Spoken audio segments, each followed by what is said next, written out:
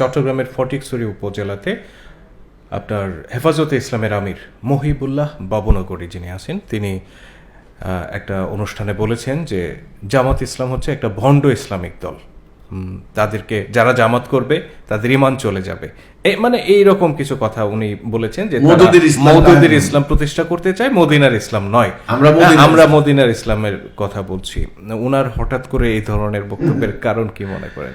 দেখেন, ওই যে এটার সাথে কিন্তু বিএনপির নেতৃবৃন্দের সাক্ষাতের কিন্তু একটা সম্পর্ক আছে।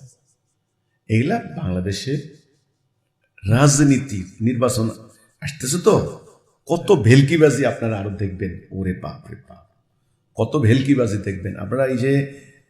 ওই যে ক্রিকেট যখন টিম গঠন হয় ফুটবলের, আগে আমরা দেখতাম আবাহনী মোহাম্মডান ক্লাবের সারা বছর প্লেয়ার কিনে নেয়, এসে এদিক থেকে এদিকে যায়, ওদিক থেকে ওইদিকে আসে। তখন ক্লাবের মধ্যে মানে ফুটবল ফেডারেশনের ওখানে, এখন তো আর এগুলি, এখন ক্রিকেট পাড়া গরম, মারাত্মক মিডিয়াগুলি ওইদিকে ফোকাস করে কোন দল কোন প্লেয়ারকে কিনে নেয়।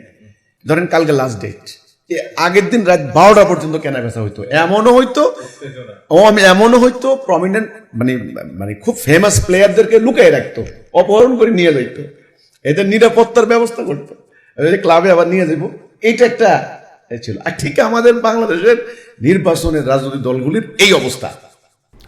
প্লেয়ার কেনা বেচা হচ্ছে, প্লেয়ার কেনা বেচার মতো এখন। না, আমি সেটা বলছি না। দেখেন, হেফাজত ইসলাম ওনারা হাসিনার টাইমে এই 15 বছরে কি করেছেন দেখেন। শাপলা চত্বরের এই ঘটনার পর শেখ হাসিনা বুঝেছেন যে তিনি সাংঘাতিক একটা ঘটনা ঘটিয়েছেন, বহু আলেমকে হত্যা করেছেন, খুব নিষ্ঠুর নির্মমভাবে আন্দোলন দমন করেছেন, যেটার ক্ষত শুকাবে না। তখন ইন্টারনালি মানে কূটনৈতিক তৎপরতার মাধ্যমে ব্যাপকভাবে এই কাওমি ঘরানার আলেমদের সাথে সম্পর্ক সখ্যতা করার চেষ্টা করেছেন, সুযোগ সুবিধা প্রচুর দিয়েছেন, এবং যা নেওয়ার দরকার এনারা নিয়েছেন। তো এটা নিয়েও তাদের মধ্যে অনেক মতভেদ আছে। যাই হোক, শেষ পর্যন্ত ঢাকায় মহাসম্মেলন করে ওনারা শেখ হাসিনাকে বললেন কি, কাওমি জননী, আওয়ামী লীগকে ডাইরেক্ট সমর্থন দিয়ে কাওমি জননী ঘোষণা দিলেন। কিন্তু তখন শেখ হাসিনার পতন হয় অবস্থায়, স্টুডেন্ট মুভমেন্ট যখন চরম তুঙ্গে, এটা মোমেন্টামে চলে গেছে, ঠিক এই সুযোগে হেফাজত ঘরানার বিভিন্ন সংগঠন তারা নেমে গেছে হাসিনা ফ্যাসিস্টের বিরুদ্ধে, ফ্যাসিবাদের বিরুদ্ধে। এরাই বেশি খুব মারাত্মক মারমুখী উত্তেজিত ছিল।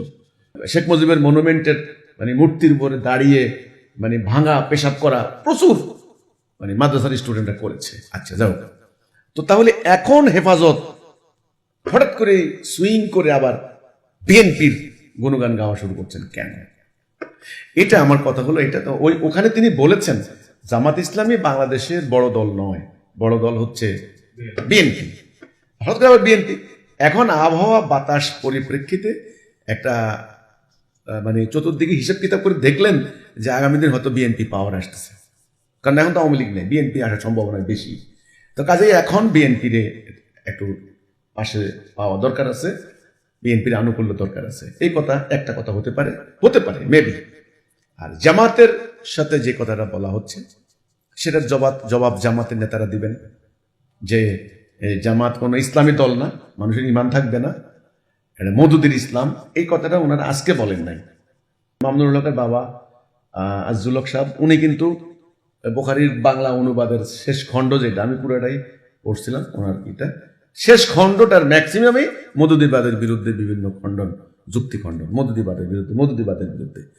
তো তাহলে এখন সেটা জামাত নেতা কর্মী সেটা প্রমাণ করবেন যে কোনটা আসল ইসলাম। খেলাফতের, কারণ এই মহিবুল্লাহ বাবুনগরী উনি একজন ওনাদের সিনিয়র মুরব্বী, সেই হিসেবে ওনার এই অপিনিয়ন, ওনার যে স্টেটমেন্ট, ওনার বক্তব্য লক্ষ লক্ষ কাওমিয়া আলেম বা স্টুডেন্ট, তালেবে এলম, তালেবান, এদের কিন্তু ভিতরে অনুপ্রেরণা সৃষ্টি করতে পারে। জামাতের বিরুদ্ধে একটা নেগেটিভ ধারণা হবে, বা একটা জামাতের ভোট ব্যাংকের মধ্যে একটা আঘাত লাগতে পারে, ভোটার কমতে পারে, সেটা আবার জনগণের মধ্যে সঞ্চারিত হতে পারে। তো এখন জামাতের নেতৃবৃন্দ সেটা প্রমাণ করবেন যে কোনটা মদিনার ইসলাম আর কোনটা মওদুদের ইসলাম। কাওমি মাদ্রাসার আলেমদের ইসলাম এটা কি মদিনার ইসলাম, না জামাত ইসলামিকটা মদিনার ইসলাম, কোনটা? তো এই হচ্ছে কথাটা, সেটা জামাতের নেতারাই আপনার জবাব দেবেন আমি মনে করি।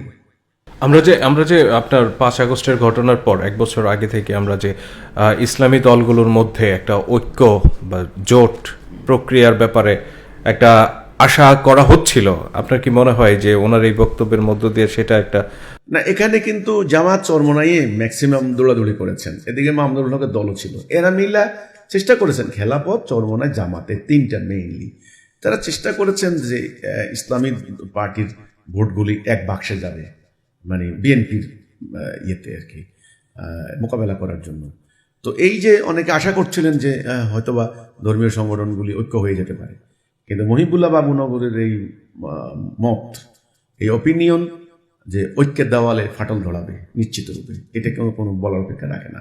আর আমি কিন্তু খুব আশা করি না, এটা আমিও আশা করতে পারি না যে এরা ঐক্যবদ্ধ হবে। না, এরা ঐক্যবদ্ধ হতে পারে না, ঐক্যবদ্ধ হবে না। কেন হবে না? ঐক্যবদ্ধ না হওয়ার পিছনে ইনাদের ভেতরের যে প্রবলেমটা, এনাদের দৃষ্টিভঙ্গিগত, আকীদাগত বা ওনাদের ধারণাগত, শিক্ষাগত যে প্রবলেমটা, ওটার ভেতরেই কিন্তু ঐক্য না হওয়ার বীজ আছে। কিন্তু কাজেই ঐক্য হবে না, বরং ধর্মীয় সংগঠনগুলির থেকে ঐক্যবদ্ধ হওয়ার থেকে ওনারা বেশি স্বাচ্ছন্দ্য বোধ করবেন, বেশি আনন্দিত হবেন, বেশি খুশি হবেন জাতীয়তাবাদী, বিএনপি বা ধর্মনিরপেক্ষতাবাদী এই ধরনের দলগুলোর সাথে ঐক্যবদ্ধ করা।